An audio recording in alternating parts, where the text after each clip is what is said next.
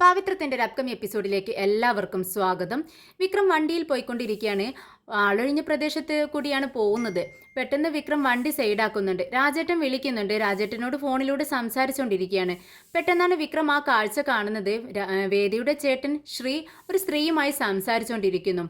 അത് വർഷയാണോന്ന് നോക്കുന്ന സമയത്ത് വർഷയല്ലെന്ന് വിക്രമിന് മനസ്സിലാവുന്നുണ്ട്. പെട്ടെന്ന് വിക്രം ചിന്തിക്കുന്നുണ്ട്, ഈ സ്ത്രീ ഞാൻ മുൻപ് കണ്ടിട്ടുണ്ടല്ലോ എന്ന് വിക്രം ചിന്തിക്കുകയാണ്. പെട്ടെന്നാണ് വിക്രമിന് ഓർമ്മ വരുന്നത്, 3-4 മാസങ്ങൾക്ക് മുൻപ് വിശ്രയുടെ കൂടെ ഈ സ്ത്രീയെ കണ്ടിട്ടുണ്ട്. പെട്ടെന്ന് വിക്രം അവരുടെ സംസാരം ശ്രദ്ധിക്കുകയാണ് മാറി നിന്ന്. സ്ത്രീ ആ സ്ത്രീയോട് ചോദിക്കുന്നുണ്ട്, ഗായത്രി നീ എന്താ ഇങ്ങനെയൊക്കെ, നീ ഇപ്പോൾ എന്താ ചെയ്തുകൊണ്ടിരിക്കുന്നത്?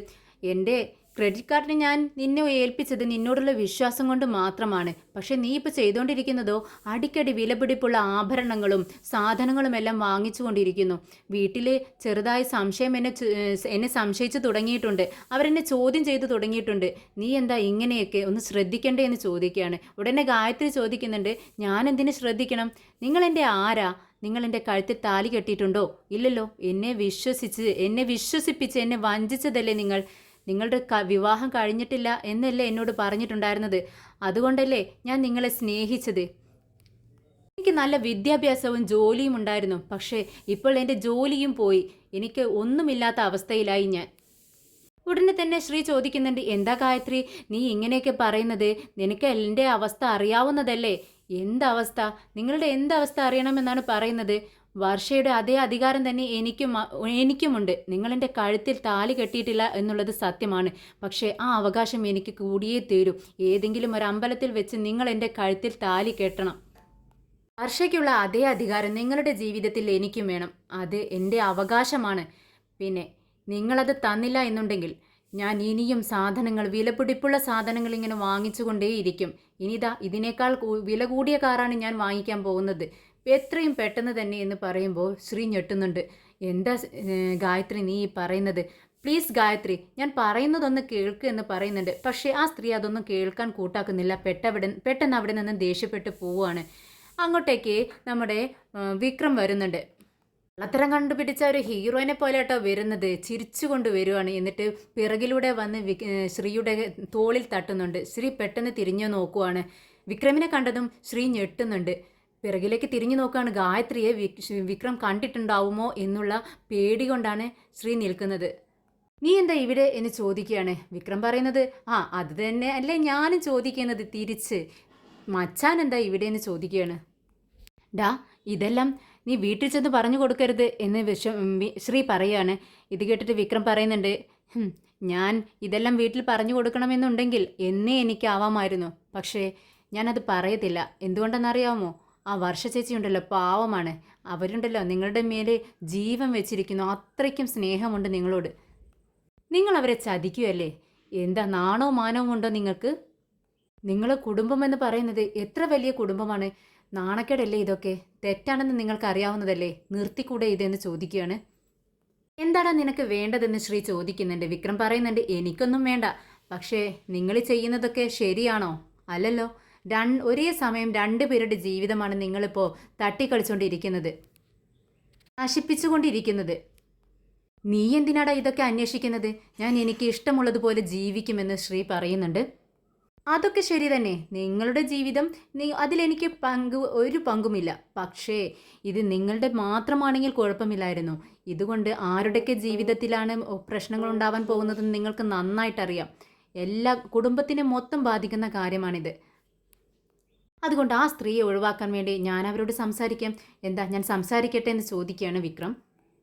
നീ പോടാ, ഇതെൻ്റെ പേഴ്സണൽ വിഷയം. ഇതിൽ നീ തലയിടരുത്. എന്ത് ചെയ്യണമെന്ന് എനിക്കറിയാമെന്ന് ദേഷ്യത്തോടെ ശ്രീ പറയുന്നുണ്ട്. അപ്പം നിങ്ങൾ ഇതൊന്നും വിടാൻ തീരുമാനിച്ചിട്ടില്ല അല്ലേ? ഇല്ല, ഞാൻ വിചാരിച്ചിട്ടില്ല. നിന്നെപ്പോലുള്ള ലോവർ ക്ലാസ്സുകാർക്കാരുടെ ഇതൊക്കെ പേടി. ഞാൻ അപ്പർ ക്ലാസ്. ഇതൊക്കെ എങ്ങനെ കൈകാര്യം ചെയ്യണമെന്ന് എനിക്ക് നന്നായിട്ടറിയാം. എടാ ഞങ്ങളൊക്കെ പണക്കാർ. ഇങ്ങനെ പണക്കാർക്ക് പല ബന്ധങ്ങളും ഉണ്ടാവും. അതൊക്കെ ഞങ്ങളുടെ അഭിമാനത്തിൻ്റെ പ്രശ്നമാണ്. നീ ഞങ്ങളുടെ കാര്യത്തിൽ ഇടപെടാൻ വരണ്ട, പ്രത്യേകിച്ച് എൻ്റെ കാര്യത്തിലെന്ന് ശ്രീ ദേഷ്യത്തോട് പറയുകയാണ്. വിക്രമിനെ വെല്ലുവിളിക്കുന്നത് പോലെയാണ് സംസാരിക്കുന്നത്. ഇതും പറഞ്ഞ് പെട്ടെന്ന് ശ്രീ കാറെടുത്ത് പോവാൻ വേണ്ടി നിൽക്കുവാണ്. വിക്രം വിളിച്ച് പറയുന്നുണ്ട്, മച്ചാൻ വേണ്ട കേട്ടോ, ഇതിവിടെ വെച്ചൊന്ന് അവസാനിപ്പിച്ചേക്ക്. ഇത് ഇനിയും അങ്ങ് നീണ്ടുപോയാൽ പ്രശ്നമാവും. പ്രശ്നമായാൽ പിന്നെ പിടിച്ചാൽ കിട്ടത്തില്ല. ആരോടും ഒന്നും രക്ഷിക്കണേ എന്ന് പറഞ്ഞ് നിലവിളിച്ചിട്ടൊന്നും ഒരു കാര്യവും ഉണ്ടാവില്ല. എല്ലാം എല്ലാം തകർന്നു പോകും എന്ന് പറഞ്ഞിട്ടുണ്ട് വിക്രം. പക്ഷേ അതൊന്നും ശ്രീ കേൾക്കാനേ നിൽക്കുന്നില്ല. പെട്ടെന്ന് വണ്ടി എടുത്ത് കാർ എടുത്തുകൊണ്ട് അങ്ങ് പോവുകയാണ്. വിക്രം വീട്ടിലേക്ക് കയറി വരുവാണ്. വേദ ഇരുന്ന് തയ്ച്ചോണ്ടിരിക്കുകയാണ്. വിക്രം വേദയോട് പറയുന്നുണ്ട്, വേദേ ഞാൻ നിന്നെ ഹെൽപ്പ് ചെയ്യണോ? എന്താ വിക്രം ഇത്, നിനക്ക് തയ്ക്കാൻ അറിയോ? പിന്നെന്താ, ഞാൻ ഉഗ്രനായി തയ്ക്കും. പോ വിക്രം, എന്തറിയാമെന്ന് പറഞ്ഞാലും ഇത് നിനക്കറിയത്തില്ല, എന്നെ കളിയാക്കണ്ട കേട്ടോ എന്ന് പറഞ്ഞുകൊണ്ട് തയ്ച്ചോണ്ടിരിക്കുകയാണ്. അങ്ങനെ മോള് ഭക്ഷണം കഴിക്കുന്നില്ല എന്ന് പറഞ്ഞ് വിഷു അങ്ങോട്ടേക്ക് വരുന്നുണ്ട്. അപ്പോൾ വേദ പറയുന്നുണ്ട്, മോൾക്ക് പനി പിടിച്ചതല്ലേ ചേച്ചി, വായ്ക്ക് രുചിയായി എന്തെങ്കിലും പുളിയുള്ള രസമുള്ള കറികളൊക്കെ, നല്ല കറികളൊക്കെ വെച്ച് കൊടുക്കുക ചേച്ചി എന്ന് പറയുകയാണ്. ആ ശരി, മോൾക്ക് തൈര് കറി നല്ല ഇഷ്ടമാണ്, അത് വെച്ച് കൊടുക്കാം എന്ന് പറയുകയാണ് ശ്രീജ. ഉടനെ തന്നെ വിക്രം പറയുന്നുണ്ട്, അല്ല വേദേ, നമുക്ക് മോളെ സ്കൂളിൽ ചേർത്തണ്ടേ, ഏത് സ്കൂളിലാണ് ചേർത്തണമെന്ന് ചോദിക്കുകയാണ്. അതിനെന്താ, നമുക്ക് അത് നേരത്തെ തീരുമാനിച്ചതല്ലേ നമ്മൾ, ഗവൺമെൻറ് സ്കൂളിൽ തന്നെ ചേർത്താമെന്ന് പറയുവാണ്. ഇത് കേട്ടതും നന്ദിനി പറയുന്നുണ്ട്, എന്ത് ഗവൺമെൻറ് സ്കൂളിൽ പഠിക്കാനോ? അതൊന്നും പറ്റത്തില്ല, അത്രയും ഗതികേട് നമുക്കുണ്ടോ? നമ്മുടെ വീട്ടിലെ കുഞ്ഞ് ഇംഗ്ലീഷ് മീഡിയം സ്കൂളിൽ തന്നെ പഠിക്കണം അല്ലേ അച്ഛാ, അതല്ലേ വേണ്ടത്. അതെന്താ നന്ദിനേച്ചി അങ്ങനെ പറയുന്നത്? ഗവൺമെൻറ് സ്കൂളിൽ പഠിച്ചത് തന്നെയല്ലേ നമ്മുടെ വിക്രം സ്റ്റേറ്റ് റാങ്ക് ഹോൾഡറും യൂണിവേഴ്സിറ്റി ഗോൾഡ് മെഡലിസ്റ്റൊക്കെയാണ്. അത് ഈ ഗവൺമെൻറ് സ്കൂളിൽ പഠിച്ചിട്ട് തന്നെയാണ് ലഭിച്ചത്. പിന്നെ ഞാനാണെങ്കിലും ഇത്രയും അമേരിക്കയിലേക്ക് ജോലി കിട്ടി എനിക്ക്, അതും ഗവൺമെൻറ് സ്കൂളിൽ പഠിച്ചിട്ട് തന്നെയാണ്. അതുകൊണ്ട് ഗവൺമെൻറ് സ്കൂളിന് ഒരു കുഴപ്പമില്ല, പഠിക്കുന്ന കുട്ടികൾ എവിടെയായാലും പഠിക്കുമെന്ന് പറയാണ് വേദ. ഇത് കേട്ടത് നന്ദിനി പറയുന്നുണ്ട്, ദേ നീ അങ്ങനെ വലിയ ആളായി സംസാരിക്കൊന്നും വേണ്ട. എന്ത് പറഞ്ഞാലും ഇവിടുത്തെ മക്കളെ ഗവൺമെൻറ് സ്കൂളിൽ പഠിക്കത്തില്ല, അവരെ ഇംഗ്ലീഷ് മീഡിയം സ്കൂളിൽ തന്നെ പഠിക്കണം, എന്നാലേ അവർ നന്നായി ഇംഗ്ലീഷ് സംസാരിക്കത്തുള്ളൂ. പിന്നെ നീ നല്ല പണക്കാരിയല്ലേ, നിൻ്റെ മക്കളെ നീ പ്രസവിച്ചു കഴിഞ്ഞാൽ നിൻ്റെ മക്കളെ നീ എവിടെയാണ് പഠിപ്പിക്കുന്നതെന്ന് ചോദിക്കുകയാണ്. ഉടനെ വേദ പറയുന്നുണ്ട്, അത് കാര്യത്തിൽ ഒരു സംശയമില്ല, ഞാൻ ഇംഗ്ലീഷ് മീഡിയം സ്കൂളിലൊന്നും പറഞ്ഞയക്കത്തില്ല, ഗവൺമെൻറ് സ്കൂളിൽ തന്നെ പറഞ്ഞയക്കത്തുള്ളൂ. ഉടനെ തന്നെ നമ്മുടെ മാഷ് പറയുന്നുണ്ട്, എന്താ നന്ദിനി നീ പറയുന്നത്, വേദ പറഞ്ഞത് കാര്യം ശരിയല്ലേ, നമ്മുടെ മക്കൾ ഇംഗ്ലീഷല്ല സംസാരിക്കേണ്ടത്, മലയാളം തന്നെയാണ്, നമ്മുടെ മാതൃഭാഷയാണ് അവർ സംസാരിക്കേണ്ടത്, അവർ സാധാ സ്കൂളിൽ തന്നെ പഠിക്കട്ടെ. ഉടനെ വിക്രമം പറയുന്നുണ്ട്, നന്ദിനി ചേച്ചി ഒന്നും പറഞ്ഞിട്ട് ഒരു കാര്യമില്ല, ഞങ്ങളുടെ മക്കളെ സാധാ സ്കൂളിൽ തന്നെ പഠിപ്പിക്കത്തുള്ളൂ, ആരും ഒരഭിപ്രായം പറയേണ്ടതില്ല എന്ന് പറയുക കേട്ടോ. അപ്പോഴേക്കും കിച്ചണിൽ നിന്നും കമലാമ്മ വിളിച്ച് പറയുന്നുണ്ട്, വേദമോളേന്ന് വിളിക്കുക കേട്ടോ.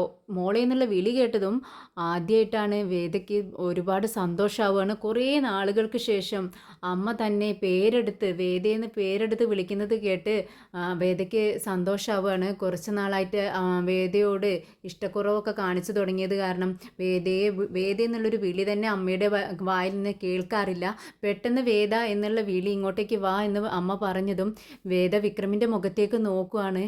വിക്രമിന് സന്തോഷമാവുകയാണ്. അമ്മ സാധാ പോലെ വേദയോട് സംസാരിക്കാനും പെരുമാറാനും ഒക്കെ തുടങ്ങിയല്ലോ എന്നുള്ള സന്തോഷത്തോടെ വേദ എഴുന്നേറ്റ് പെട്ടെന്ന് ഓടി ചെല്ലുകയാണ്. ഇത് കണ്ടതും കമലാമ്മ പറയുന്നുണ്ട്, എന്താ വേദ ഇത്, ഇങ്ങനെയാണോ?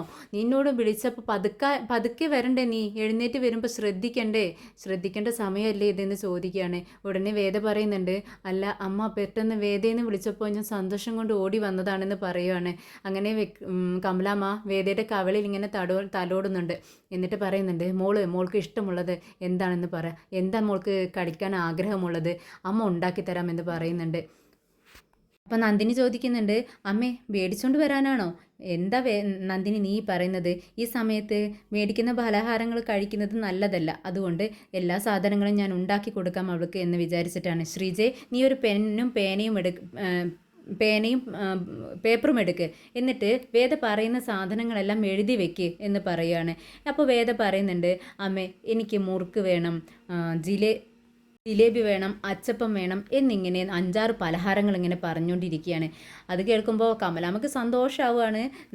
ശ്രീജ എഴുതിയെടുക്കുന്നുണ്ട്. എന്നാൽ ഇതൊക്കെ കേട്ട് നമ്മുടെ നന്ദിനിക്ക് കുശമ്പിളകുകയാണ്. നന്ദിനി വിളിച്ചു ചോദിക്കുന്നുണ്ട്, അമ്മേ എനിക്ക് കുറച്ച് മുറുക്ക് തിന്നാൻ ആഗ്രഹമുണ്ട് അമ്മേ, എനിക്ക് ഉണ്ടാക്കി തരുമോ എന്ന് ചോദിക്കുക. നിന്നോട് ആരാ ഇപ്പോൾ ചോദിച്ചത്? അതൊന്നും പറ്റത്തില്ല, ഈ ഉണ്ടാക്കുന്നതൊക്കെ വേദയ്ക്കാണെന്ന് പറയുന്നുണ്ട്. അപ്പോൾ നന്ദിനി ചോദിക്കുന്നുണ്ട്, അപ്പോൾ വേദയ്ക്ക് മാത്രമേ ഉള്ളൂ അമ്മേ, അപ്പോൾ ഞങ്ങൾക്കൊന്നും ഇല്ലേ എന്ന് ചോദിക്കുമ്പോൾ വേദയ്ക്ക് മാത്രമേ ഉള്ളൂ, നിങ്ങൾക്കൊന്നുമില്ല, അവളല്ലേ ഇപ്പോൾ വിശേഷമായിട്ട് ഇരിക്കുന്നതെന്ന് ചോദിക്കുമ്പോൾ നന്ദിനിക്ക് ദേഷ്യം വരികയാണ്. ശ്രീജയോട് പറയുന്നുണ്ട്, അല്ല ഇത് എവിടുത്തെ നിയമമാണ് ശ്രീജേച്ചി? ഒരാൾ ഗർഭിണിയാണെന്ന് വിചാരിച്ച് അവൾക്ക് അടിമപ്പനി ചെയ്യലാണോ നമ്മുടെ ജോലി? ഉടനെ തന്നെ കമലാമ്മ പറയുന്നുണ്ട്, അതെ നിങ്ങൾ എന്നെ സഹായിക്കേണ്ടി വരും, ഇവൾക്ക് ഈ സാധനങ്ങളൊക്കെ ഉണ്ടാക്കുമ്പോൾ മാവരയ്ക്കണം, നെയ്യുരുക്കണം, ഇങ്ങനെ പല ജോലികളും ഉണ്ട്, നീയും ശ്രീജയും വേണം എന്നെ സഹായിക്കാൻ എന്ന് പറയുകയാണ്. വീണ്ടും കാലി തുള്ളി ഇരിക്കുകയാണ് നമ്മുടെ നന്ദിനി. ദേഷ്യപ്പെട്ട് ഇരിക്കുന്നത് കണ്ടിട്ട് ശ്രീജ പറയുന്നുണ്ട്, അതെ നന്ദിനി, അവളിപ്പോൾ പ്രഗ്നൻ്റ് ആയിരിക്കുകയല്ലേ, നീ ഇത് കണ്ടിട്ട് ദേഷ്യമൊന്നും നിനക്ക് തോന്നണ്ട, നീ പ്രഗ്നൻ്റ് ആയാൽ നിനക്കും ഇതുപോലെ തന്നെ ചെയ്യും അമ്മ. ഇത് കേൾക്കുമ്പോൾ നന്ദിനി പറയുന്നുണ്ട്, അപ്പോൾ ശ്രീജേച്ചി പ്രഗ്നൻ്റ് ആയിരിക്കുന്ന സമയത്ത് അമ്മ ഇതൊന്നും ചെയ്തില്ലല്ലോ. ആര് പറഞ്ഞു ചെയ്തില്ലെന്ന്? അമ്മ എല്ലാം ചെയ്തു തന്നിട്ടുണ്ട്, എനിക്ക് നല്ല ഓർമ്മയുണ്ടല്ലോ, എനിക്ക് ആഗ്രഹമുള്ളതെല്ലാം എനിക്ക് അമ്മ തന്നെയാണ് ഉണ്ടാക്കി തന്നതെന്ന് പറയുമ്പോൾ കമലാമ്മയ്ക്കും നമ്മുടെ വിശ്വത്തിനും മാഷിനൊക്കെ സന്തോഷമാവാണ് ശ്രീജ പറയുന്നത് കേട്ടിട്ട്. പിന്നെ കമലാമ്മ ഇവിടെ നിന്നും പോകുന്നുണ്ട്. എല്ലാം കഴിഞ്ഞതും നമ്മുടെ വേദ വിക്രമിൻ്റെ മുഖത്തേക്ക് നോക്കുകയാണ്. വിക്രമിനും വേദയ്ക്കും ഒരുപാട് സന്തോഷമായി. അങ്ങനെ വിക്രം വേദയുടെ മുഖത്തേക്ക് നോക്കി കണ്ണിറുക്കി കാണിക്കുകയാണ്. ശ്രീനിവാസിൻ്റെ അടുത്തേക്ക് ശ്രീനിവാസിൻ്റെ ശിങ്കിടികൾ വരുന്നുണ്ട്. പരാതി പറയാനാണ് വന്നിരിക്കുന്നത്. കളക്ഷൻ ഒട്ടും തന്നെ ഇല്ല, വളരെ കുറവാണ്. വിക്രം സാറിനെ വിട്ടുപോയതും ആർക്കും നമ്മളെ ഒരു വിലയുമില്ല. അവൻ പറഞ്ഞ് പറ്റിച്ച് എല്ലാവരെയും മനസ്സ് മാറ്റി വെച്ചിരിക്കുകയാണ് വിക്രം എന്നൊക്കെ പറഞ്ഞ് എരിപിരി കൊള്ളിക്കുകയാണ് ശ്രീനിവാസനെ. പക്ഷേ ശ്രീനിവാസൻ അതിനൊന്നും വീഴത്തില്ല. വിക്രം എങ്ങനെയുള്ളവനാണെന്ന് ശ്രീനിവാസന് നന്നായിട്ട് അറിയാം. നേരും നെറിയുമുള്ളവനാണ് വിക്രം എന്ന് ശ്രീനിവാസന് അറിയാവുന്ന കാര്യമാണ്. അതുകൊണ്ട് ശ്രീനിവാസൻ പ്രതികരിക്കുന്നുണ്ട്, അവനെപ്പറ്റി നിങ്ങളൊന്നും പറയണ്ട, അവൻ എന്ത് ചെയ്യണമെന്ന് എനിക്കറിയാം, നിങ്ങളതിനെക്കുറിച്ച് ചിന്തിക്കേണ്ട എന്ന് പറയുന്നുണ്ട്. ഉടനെ തന്നെ ഗുണ്ടകൾ പറയുന്നുണ്ട്, ആ വിക്രമിനെ എന്തെങ്കിലും ചെയ്യണം, എന്നാൽ മാത്രമേ നമുക്ക് നിലയും വിലയും ഉണ്ടാവും. ഇപ്പോൾ ആരും നമ്മൾ വില കൽപ്പിക്കുന്നില്ല, സാറിന് ഒരു വിലയുമില്ല സമൂഹത്തിൽ എന്ന് പറയുകയാണ്. ഇത് കേട്ടതും ശ്രീനിവാസൻ പറയുന്നുണ്ട്, ദേ തൊട്ടുപോകരുത് അവനെ എന്ത് ചെയ്യണമെന്ന് എനിക്കറിയാം, ഞങ്ങൾ തമ്മിലുള്ള പ്രശ്നം ഞങ്ങൾ നേരിട്ട് തീർത്തോളാം, അതിൽ ഇടപെടാനുള്ള അവകാശം നിങ്ങൾക്കില്ല എന്ന് പറയുന്നുണ്ട്. പൈസ വരും പോവും, പക്ഷേ നമ്മൾ പറഞ്ഞ വാക്കുണ്ടല്ലോ, നമ്മൾ എന്തെങ്കിലും ചെയ്താലുണ്ടല്ലോ അത് തിരിച്ചെടുക്കാൻ പറ്റത്തില്ല, അത് നിങ്ങൾക്ക് അറിയാവുന്ന കാര്യമല്ലേ, അതുകൊണ്ട് ഞാൻ പറഞ്ഞത് മാത്രം ചെയ്താൽ മതി, എന്തായാലും നിങ്ങൾ പൊക്കോ എന്ന് പറഞ്ഞുകൊണ്ട് ശ്രീനിവാസൻ അവിടെ നിന്ന് എഴുന്നേറ്റ് പോവാണ്. പക്ഷേ ഗുണ്ടകൾക്ക് അത്ര പിടിക്കുന്നില്ല. എന്തായാലും വിക്രം അങ്ങനെ സുഖിച്ച് ജീവിക്കണ്ട, അവൻ ഒരു വണ്ടിയൊക്കെ വാങ്ങി സുഖസുന്ദരമായി സ്വസ്ഥമായി ജീവിക്കുകയല്ലേ. നാണം കെടുന്നത് നമ്മളാണ്. മറ്റുള്ളവരുടെ മുന്നിൽ വളരെ മാനത്തോടു കൂടിയും പേടിയോടും കൂടി നമ്മളെ അവർ ഒരുപാട് ബഹുമാനത്തോടു കൂടിയാണ് കണ്ടിരുന്നത്. പക്ഷേ ഇപ്പോൾ ആർക്കും ഒരു വിലയുമില്ല. അതിനെല്ലാം കാരണക്കാരൻ വിക്രമാണ്. അതുകൊണ്ട് സാർ ഇങ്ങനെയൊക്കെ പറയും, എന്തായാലും നമുക്ക് അവനെ തകർക്കാമെന്ന് പറയുന്നുണ്ട്. ഉടനെ മറ്റൊരുത്തൻ ചോദിക്കുന്നുണ്ട്, അങ്ങനെയൊക്കെ ചെയ്യാൻ പറ്റുമോ? വിക്രം നമ്മളെ തിരിച്ചറിയത്തില്ലേ? ശ്രീനിവാസൻ സാറിൻ്റെ അടുത്ത് ഓടി വരും അവൻ പ്രതികാരം ചെയ്യാൻ വേണ്ടി എന്നൊക്കെ പറയുകയാണ്. അപ്പോൾ അവൻ പറയുന്നുണ്ട്, അതിനെ നമ്മൾ നേരിട്ടല്ല ആക്രമിക്കുന്നത്, ഒളിഞ്ഞു നിന്ന് ആക്രമിക്കണം. അവൻ ആ വണ്ടി ഉള്ളത് കൊണ്ടല്ലേ ജീവിക്കുന്നത്, ആ വണ്ടി നമുക്ക് അങ്ങ് നശിപ്പിച്ചേക്കാം എന്ന് പറയുകയാണ്.